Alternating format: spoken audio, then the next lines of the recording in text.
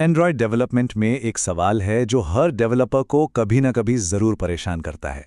अपने ऐप के लिए सही लेआउट कौन सा चुनें? ये एक ऐसा फैसला है जो ऐप की परफॉर्मेंस और यूज़र एक्सपीरियंस की पूरी कहानी बदल सकता है। तो चलिए आज इसी दुविधा को सुलझाते हैं। अगर कोई ऐप बना रहा है तो ये चुनाव यूआई परफॉर्मेंस को बना भी सकता है और बिगाड़ भी सकता है। बात सिर्फ ये नहीं है कि ऐप दिखेगा कैसा, बल्कि ये भी है कि वो चलेगा कितना स्मूथ। और आज के ज़माने में यूज़र एक्सपीरियंस ही तो सब कुछ है ना? तो लीनियर लेआउट और कंस्ट्रेंट लेआउट के बीच सीधी टक्कर करवाने से पहले चलिए एक कदम पीछे हटते हैं और पहले ये समझते हैं कि आखिर ये लेआउट होता क्या है। इसे किसी भी ऐप के विजुअल स्ट्रक्चर की एकदम बुनियाद कह सकते हैं। बिल्कुल आसान भाषा में कहें तो लेआउट एक ब्लूप्रिंट जैसा है, एक नक्शा। ये XML फाइल एंड्रॉयड को बताती है कि देखो, बटन यहाँ रखना है, टेक्स्ट यहाँ दिखाना है और इमेज यहाँ लगानी है। ये सब कुछ व्यूज यानी स्क्रीन के एलिमेंट्स और व्यू ग्रुप्स मतलब उनके कंटेनर्स की एक हायरार्की बनाकर किया जाता है। तो चलिए मिलते हैं हमारे पहले दावेदार से, द क्लासिक लिनियर लेआउट। ये सबसे पुराने और सबसे सीधे साधे लेआउट्स में से एक है। ज्यादातर डेवलपर्स की कहानी यहीं से शुरू होती है। इसका काम बहुत ही सीधा साधा है। ये बस अपने अंदर के सारे व्यूज को एक सीधी लाइन में लगा देता है, या तो ऊपर से नीचे मतलब वर्टिकली, या फिर बाएं से दाएं मतलब हॉरिजॉन्टली। बस इतना ही। हाँ, थोड़ा बहुत कंट्रोल ज़रूर मिलता है। जैसे ओरिएंटेशन प्रॉपर्टी से हम तय कर सकते हैं कि चीज़ें ऊपर नीचे लगेंगी या अगल बगल। वेट से हम ये बता सकते हैं कि कौन सा एलिमेंट कितनी जगह घेरेगा, और ग्रेविटी से उसे उसके कंटेनर के अंदर अलाइन कर सकते हैं। और यहीं पर इसका प्लस और माइनस पॉइंट दोनों सामने आता है। फायदा, अरे बहुत सिंपल है, इस्तेमाल करने में एकदम आसान। लेकिन जैसे ही यूआई थोड़ा सा भी कॉम्प्लेक्स हुआ, इसकी यही सिंप्लिसिटी इसकी सबसे बड़ी कमजोरी बन जाती है। असली दिक्कत तो अब शुरू होती है। थोड़ा सा भी मुश्किल डिज़ाइन बनाने के लिए डेवलपर्स को एक लीनियर लेआउट के अंदर दूसरा, उसके अंदर तीसरा ऐसे डालते जाना पड़ता है। इसे कहते हैं नेस्टिंग। सोचिए, एक डिब्बे के अंदर दूसरा डिब्बा, फिर और डिब्बे। ये ऐप की परफॉर्मेंस के लिए एक बुरे सपने जैसा है। इसीलिए इसे नेस्टेड लेआउट नाइटमेयर भी कहते हैं। तो इसी नाइटमेयर से बचाने के लिए आया एक हीरो। गूगल ने एक नया जबरदस्त टूल बनाया, the power house constraint layout.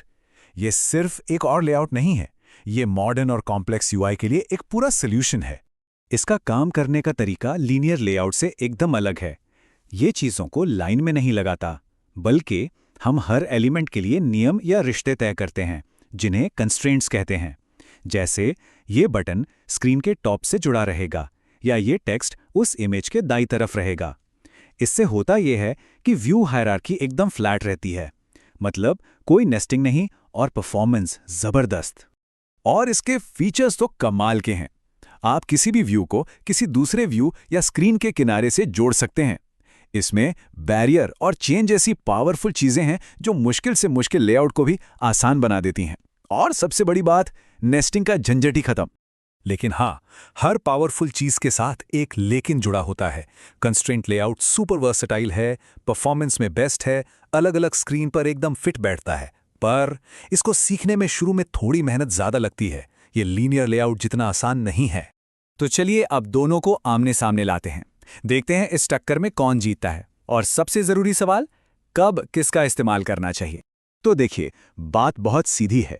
अगर कोई सिंपल सीधी सादी लिस्ट बनानी है, जैसे सेटिंग्स मेन्यू, तो लीनियर लेआउट से काम चल जाएगा। लेकिन आज का जमाना रिस्पॉन्सिव डिजाइन का है। ऐप को हर स्क्रीन पर फोन, टैबलेट, फोल्डेबल, परफेक्ट दिखना चाहिए, और उसके लिए कंस्ट्रेंट लेआउट ही असली चैंपियन है। परफॉर्मेंस का सारा राज छिपा है व्यू हायरार्की में। लीनियर लेआउट में बहुत सारी लेयर्स मतलब नेस्टिंग हो जाती है, तो सिस्टम को स्क्रीन ड्रॉ करने में ज्यादा टाइम और मेहनत लगती है। ऐप स्लो हो जाता है।